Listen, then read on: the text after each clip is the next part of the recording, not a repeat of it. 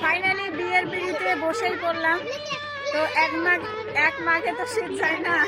আরে বিতি মাগির শরম লজ্জা হবি না।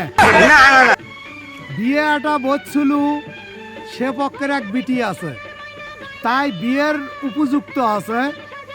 তুই আবার এসে ভিডিও করতেছু যে বিয়ের পিড়িত বসতেছি, তো ভালো কথা, বিয়ের পিড়িত বসতেছু, তাক তো অনলাইনে এসে কয়া লাগবি কে?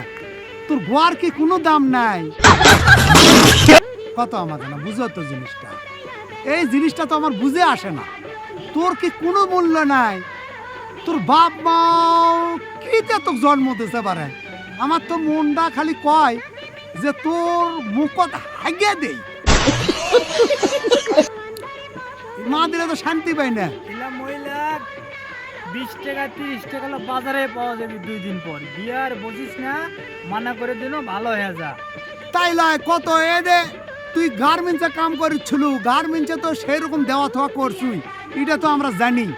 তো যাই হোক, এখন এসে ফিরাবার দিলু মানিক 7 রাজার ধন এক মানিক, সে মানিকও তোর ফুসফুসি মারা দিয়ে থে চলে গেছে। এখন আবার আসে তুই এল্লা শুরু করছু, এল্লার করিস না বোন, ভালো হ। আমি কিন্তু কেলার নাম আলম, তোর গোয়াত লাগামো মলম, সোজা হয়ে যাবো তাড়াতাড়ি কিন্তু।